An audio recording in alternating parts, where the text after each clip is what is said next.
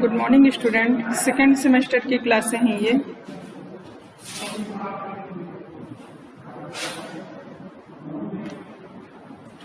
Second semester की क्लासों में हम बात कर रहे हैं प्राच्य पाश्चात्य विवाद की, जो इसमें इसके आगे का जो टॉपिक है निस्यंदन सिद्धांत ये हो गया है, और बेंटिंक की शिक्षा नीति 1835 ये भी हो गया है। बेंटिंक की शिक्षा नीति 1835 में कुछ बातें हैं, जैसे उसने कहा कि धन की कमी के कारण सरकार जन शिक्षा की व्यवस्था नहीं कर पा रही है और धनराशि का व्यय केवल अंग्रेजी शिक्षा पर किया जाए और प्राच्य साहित्य के रख रखाव के लिए किसी प्रकार का धन व्यय न किया जाए और उच्च वर्ग के थोड़े से व्यक्तियों को शिक्षित किया जाए और उसके बाद शिक्षा का उत्तरदायित्व उन्हीं को दिया जाए। ये लॉर्ड विलियम बेंटिंक की शिक्षा नीति थी जो 1835 में आई। उसने शिक्षा के लिए निर्धारित धनराशि का जो सर्वोत्कृष्ट प्रयोग है वो अंग्रेजी शिक्षा पर करने के लिए किया। और उसके बाद लॉर्ड ऑकलैंड का आता है। लॉर्ड ऑकलैंड 1839 में आए।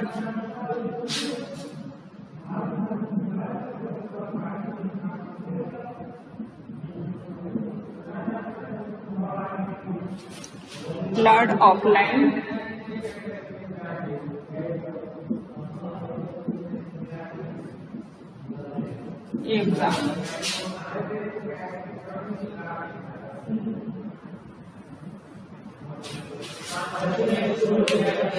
इसको आप प्राच्य और पाश्चात्य साहित्य का अंत भी, प्राच्य और पाश्चात्य विवाद का अंत भी बोल सकते हैं। देखिए, सरकार ने जो नई शिक्षा नीति की घोषणा की, परंतु यह प्राच्य और पाश्चात्य विवाद को तो मैकाले ने लॉर्ड विलियम बेंटिंक के टाइम में इसको रखा, इस विवाद का अंत किया।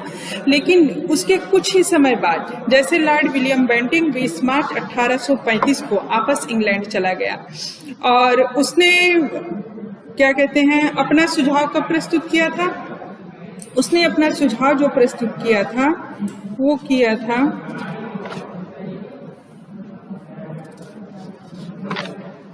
7 फरवरी 1835 को, और मार्च में ही 20 मार्च 1835 को लॉर्ड विलियम बेंटिंक चला गया।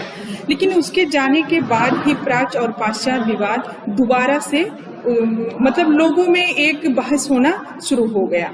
और जब उसके बाद लॉर्ड ऑकलैंड आया। लॉर्ड ऑकलैंड ने 13 दिन के उपरांत ही जैसे प्राच्य और पाश्चात्यवादी दल के नेताओं से मिला और उसने दोबारा इस पर प्राच्य और पाश्चात्य विवाद पर कम से कम 4 वर्ष तक इस पर लोगों की बातें सुनी और इस पर डिस्कस किया, इसका अध्ययन किया।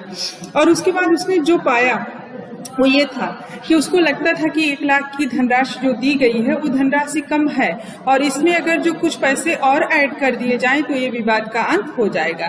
तो इसके लिए उसने उसमें 31,000 रुपये और ऐड कर दिया।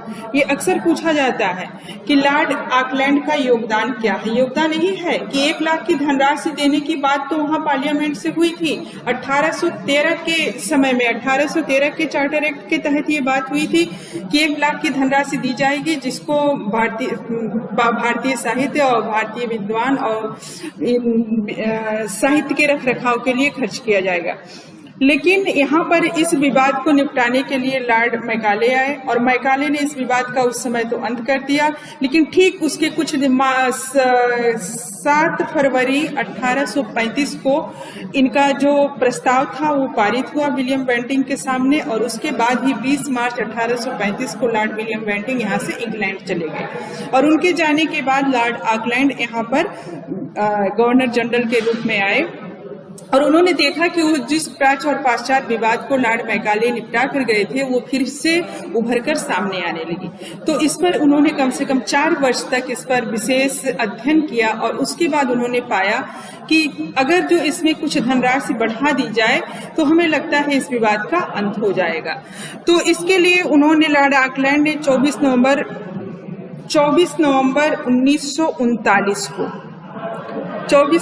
1839 को अपना विवरण पत्र प्रकाशित किया जिसमें उन्होंने निम्न तर्क दिया।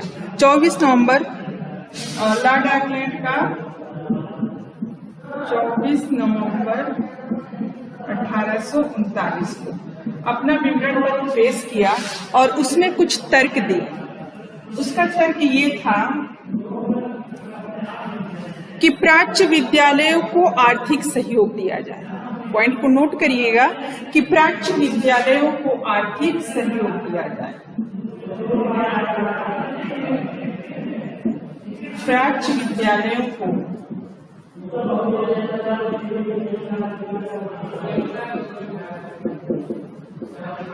विद्यालयों को आर्थिक सहयोग दिया जाए। जैसे दो तरीके के विद्यालय थे, एक देसी विद्यालय थे और एक मिशनरी विद्यालय था। तो जो मिशनरी विद्यालय था उसमें अंग्रेजी शिक्षा दी जाती थी, लेकिन जो देसी विद्यालय था उसकी दशा बहुत ही लचर हो गई थी। तो देसी विद्यालय, उसने कहा कि जो देसी विद्यालय है उनको पहले जैसा ही चलने दिया जाए और उन्हें आर्थिक सहायता दिया जाए, जिससे कि लॉर्ड विलियम बेंटिंक द्वारा जो स्वीकृत की जा चुकी है वहां पर प्राच्य विद्यालयों को वो आर्थिक सहायता दिया जाए, क्योंकि अंग्रेजी शिक्षा आने के बाद उस आर्थिक सहायता को बंद कर दी गई थी। तो यहाँ पर जो अंग्रेजी विद्यालय हैं उनको उतनी आर्थिक सहायता ना देकर पहले प्राच्य विद्यालयों को आर्थिक सहायता दिया जाए। तो यहाँ पर उसने बताया कि प्राच्य विद्यालयों को आर्थिक सहयोग दिया जाए, यानी कि जो पहले के देसी विद्यालय हैं वो जो उनकी जो लचर व्यवस्था है उनको और उद्धार करने के लिए यहाँ पर पैसे की जरूरत है, जिसके लिए इनको आर्थिक सहायता दिया जाए। अगली बात उन्होंने छात्रवृत्ति की।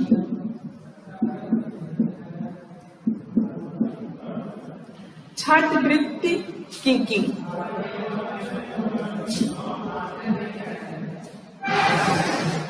उसने कहा कि ऑकलैंड ने प्राच्य विद्यालय यानी देसी विद्यालयों में जो छात्र पढ़ते थे उनकी कुल संख्या के 25% का, यानी कि जो निर्धन वर्ग के हैं उनको आर्थिक सहायता यानी कि छात्रवृत्ति देने की बात कही। ठीक। और अगली बात उन्होंने कहा योग्य शिक्षकों को प्रोत्साहन दिया जाए।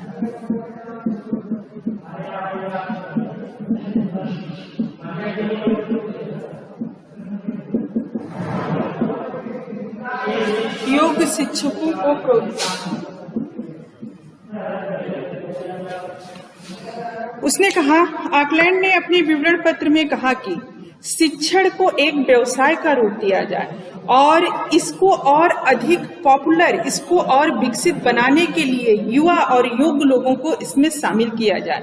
इसके लिए उन्होंने शिक्षकों को आर्थिक सहयोग, योग्य शिक्षकों की नियुक्ति की बात कही और उनको भी एक वेतन देने की बात कही।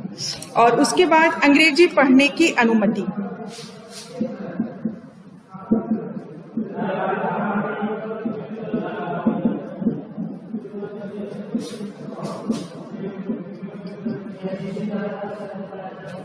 अंग्रेजी पढ़ने की अनुमति।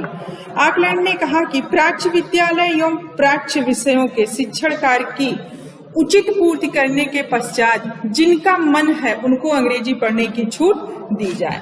और उसके बाद प्राच्य साहित्य व प्राच्य विषय के पाठ्य पुस्तकों के प्रकाशन पे जो मैकाले ने रोक लगाई थी, उसने कहा था कि जो प्राच्य साहित्य है इसके पब्लिकेशन पर धन खर्च करना बिल्कुल ही व्यर्थ है। तो उसने कहा नहीं, ऐसा नहीं होना चाहिए।